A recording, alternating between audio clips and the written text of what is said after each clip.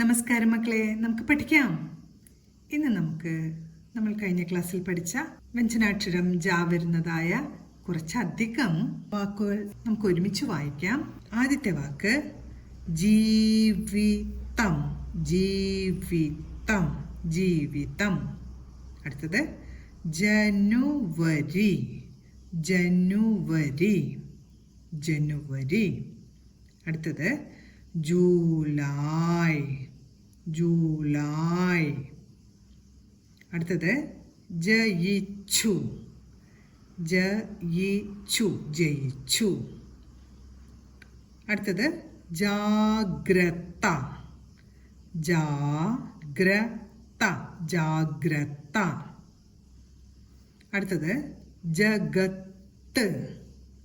ജഗത്ത് ജഗത്ത്.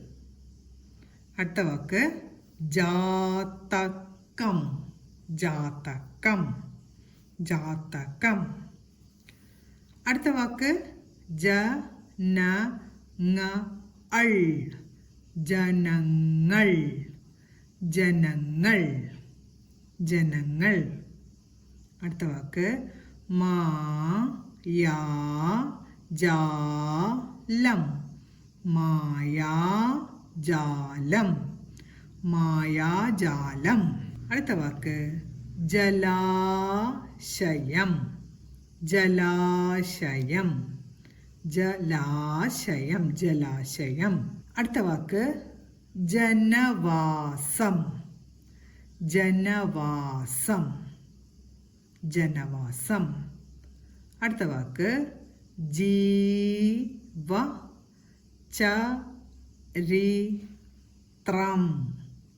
ജീവചരിത്രം ജീവചരിത്രം.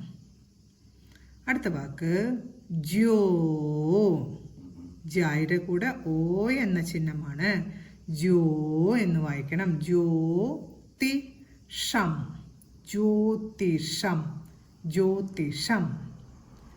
അടുത്ത വാക്ക് ജ്യേഷ്ഠൻ. ജ്യേഷ്ഠൻ. ജ എന്ന അക്ഷരത്തിൻ്റെ കൂടെ എ എന്ന ശബ്ദമാണ് കേൾക്കുന്നത്. ജ്യേഷ്ഠൻ. ഷായും ഠായും ഒരുമിച്ച് പറയണം. ഷ്ഠ. ജ്യേഷ്ഠൻ ജ്യേഷ്ഠൻ. രണ്ടക്ഷരങ്ങളുടെ ഇടയിലാണ് ചന്ദ്രക്കല നിൽക്കുന്നത്. ആ രണ്ടക്ഷരങ്ങളും കൂടെ ഒരുമിച്ച് ചേർത്ത് വേണം ഉച്ചരിക്കാൻ. ഷ്ഠ എന്ന ഉച്ചരിച്ചത് അതുകൊണ്ടാണ് ജ്യേഷ്ഠൻ. പിന്നെ നമ്മൾ വ്യഞ്ജനാക്ഷരമായ ജ എന്ന അക്ഷരം വരുന്ന ധാരാളം വാക്കുകളാണ് പഠിച്ചത്. ഇന്ന് പഠിച്ച വാക്കുകളെല്ലാം പറഞ്ഞുകൊണ്ട് എഴുതി പഠിക്കാൻ ശ്രമിക്കണം. അടുത്ത ക്ലാസ്സിൽ കാണാം മക്കളെ. നമസ്കാരം.